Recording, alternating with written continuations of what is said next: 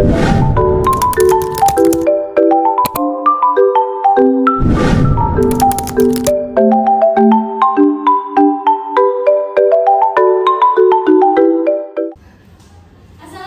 warahmatullahi wabarakatuh. Waalaikumsalam warahmatullahi wabarakatuh. Bagaimana kabarnya hari ini anak-anak? Baik, Ibu. Baik, alhamdulillah. Sebelum kita memulai pembelajaran, alangkah baiknya kita berdoa terlebih dahulu. Untuk ketua kelas, Ibu minta untuk maju ke depan. Kepada Febri silahkan.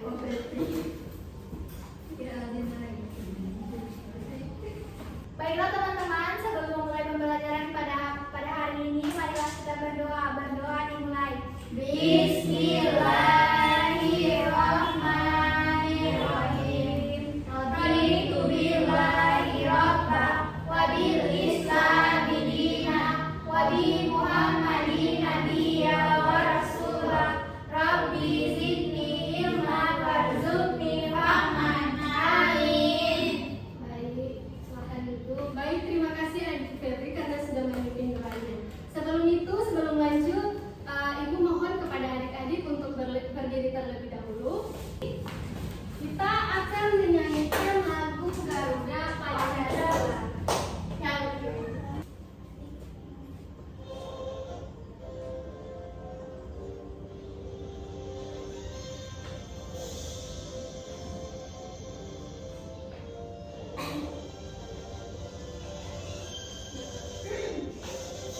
Garuda Pancasila, akulah pendukungmu. Patriot proklamasi, sedia berkorban untukmu. Pancasila dasar negara, rakyat adil makmur sentosa. Pribadi bangsaku. Ayo maju, maju, ayo maju, maju, ayo maju, maju.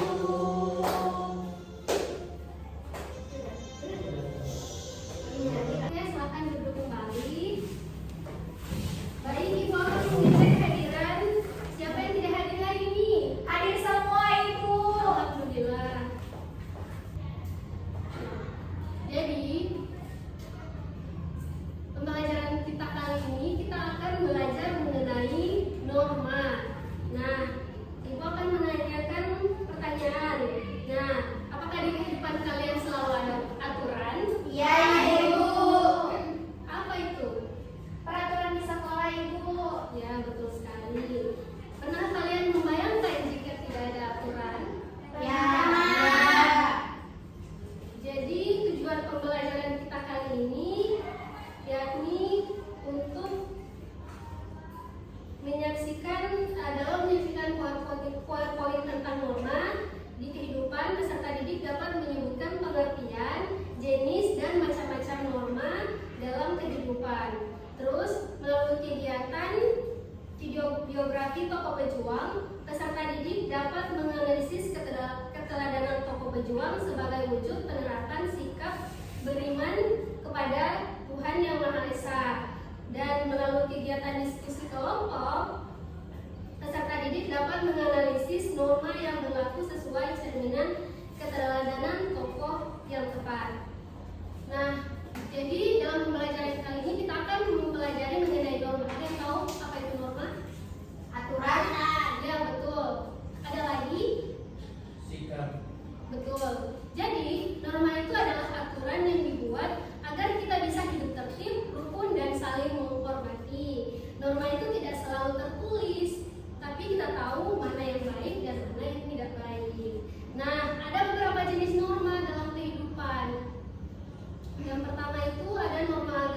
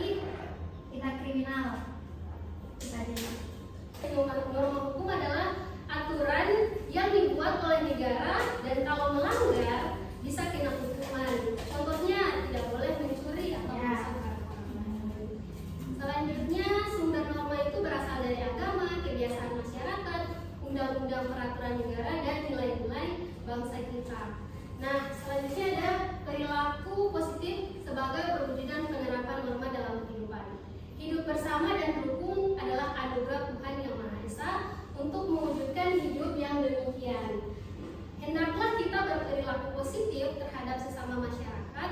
Perilaku positif yang berarti perilaku yang sesuai dengan norma-norma atau aturan dalam masyarakat. Contoh perilaku positif yang bisa dilaksanakan dalam kehidupan sehari-hari diantaranya menjalankan perintah agama sesuai kepercayaan masing-masing seperti tadi, sholat. Yang kedua, berkata dan berbuat baik sesuai ajaran agama. Ketiga, bersikap ramah dan sopan. Dan yang keempat, menghargai sesama manusia. Terus ada hubungan norma dan nilai-nilai Pancasila di Indonesia. Yang pertama itu ada norma ketuhanan. Jadi norma ketuhanan itu merupakan norma yang terkait dengan nilai ketuhanan. Di antara norma ini adalah kewajiban untuk selalu menjalankan ibadah sesuai agama dan keyakinan masing-masing. Dan yang kedua ada norma kemanusiaan. Norma kemanusiaan ini merupakan norma yang terkait dengan nilai kemanusiaan. Contohnya adalah untuk selalu bersikap santun dan peduli sesama. Terus yang ketiga ada norma persatuan. Yakni merupakan norma yang terkait dengan nilai persatuan. Di antaranya adalah norma untuk selalu menjaga perdamaian. Dan yang terakhir itu norma kerakyatan. Jadi norma kerakyatan merupakan norma yang terkait dengan nilai kerakyatan, seperti norma untuk selalu berkomunikasi dan berdialog serta bermusyawarah dan berdemokrasi.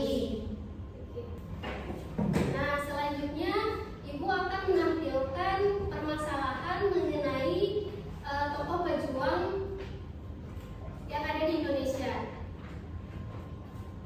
Tolong untuk adik-adik diamati ya. Ya, Ibu.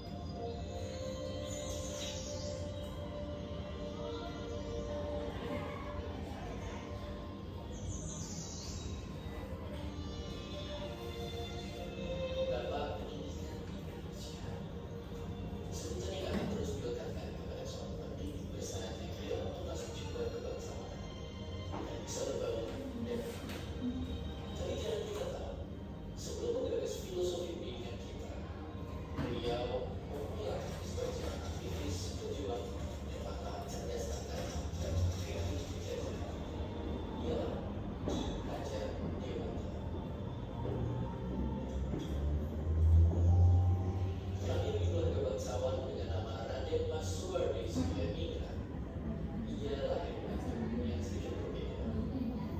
Sampai sana yang memberikan berbeda yang berbeda. Namun menurut sahabat sangkanya, penulis inilah yang menandakan sang bayi yang akan besar.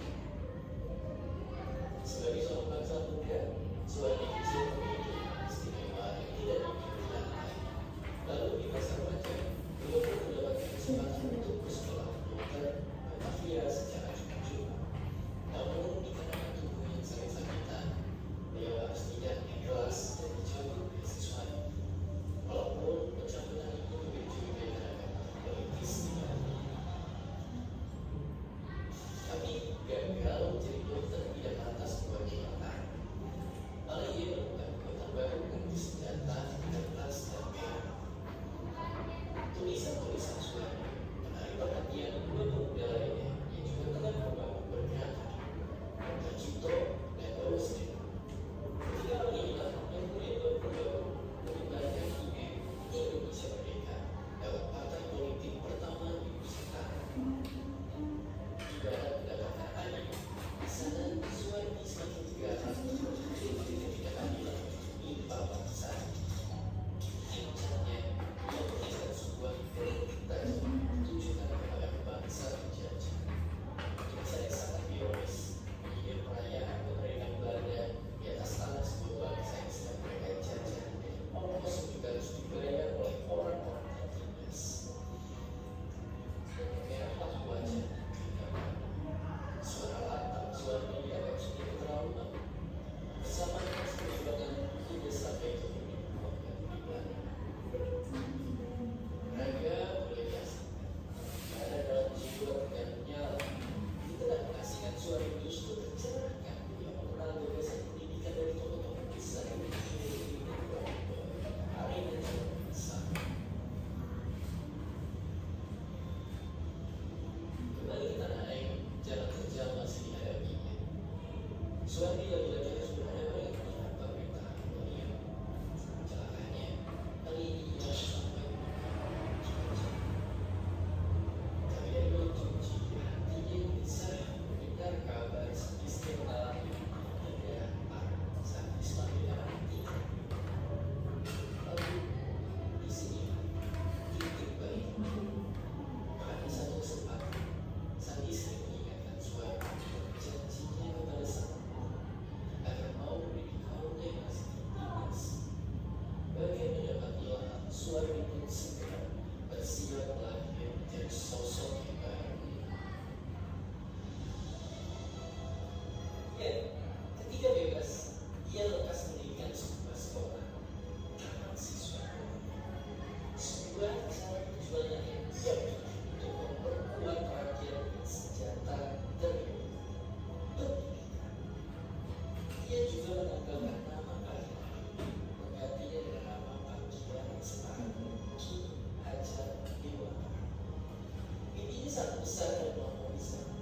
Cita-cita untuk meraih kemerdekaan bukan hanya merdeka dari jajahan bangsa-bangsa, tapi juga kebodohan yang mengancam. Inilah sumbangsi terbesar yang membuatnya dikenal sebagai Bapak Pendidikan Indonesia. Perjuangan melawan penjajah tidak melulu dengan senjata. Kisah dari seorang dokter rakyat bela tahunnya yang coba-coba juga penting belajar mengkritik atau mencoba mendidik memang turun dan saudara. Ya, kita perjuangan itu adalah tentang mimpi yang besar. Untuk tiga dekade bagi tiga sahabat, cita-cita mereka dinikmati oleh kita semua hingga hari ini. Sekarang, kita memiliki cita-cita besar bagi Indonesia. Dan seperti biasa, terima kasih.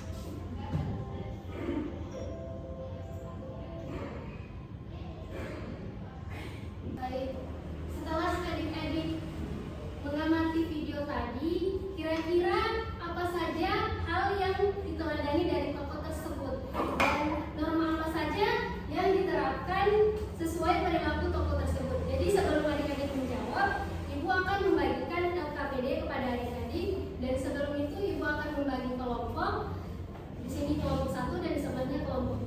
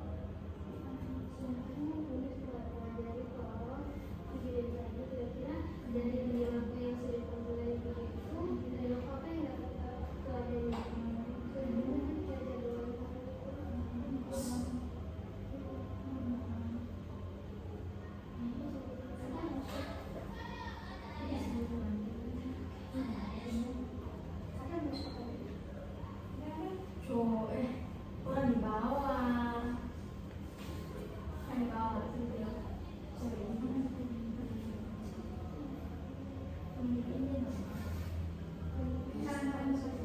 Di sini. Terus mana? Di mana?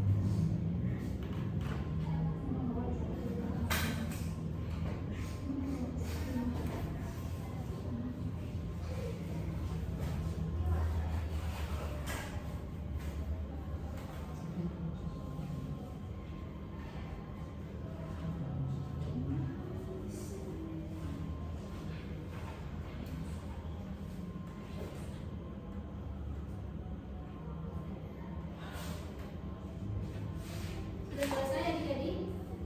Sudah Ibu. Baik. Oke. Jika sudah dikerjakan, Ibu mohon kepada setiap kelompok untuk maju ke depan untuk mempresentasikan hasil kerja. Silakan. Iya. Oke, saya Aldi, perwakilan dari kelompok 2. Jadi yang saya kerjakan tadi yakni yang pertama perjuangan rokok, yang di situ yakni Ki Hajar Dewantara. Jadi dalam perjalanan itu beliau adalah orang yang rajin belajar. Jadi normanya itu kesusilaan. Ya. Terus yang kedua ada contoh yang namanya Muhammad Rahman. Jadi dia itu seorang ahli ibadah yang bisa kita teladani. Terus dia masuk ke norma agama. Terima kasih. Iya. Baik, selanjutnya kelompok 2 silakan maju. Baik, saya akan mempresentasikan dari hasil kelompok 2 yaitu ada nama tokoh pejuang ada Ki Hajar Dewantara. Perilaku yang dapat diteladani itu mandiri dan dia termasuk norma kesusilaan. Dan yang kedua ada nama tokoh Muhammad Dahlan.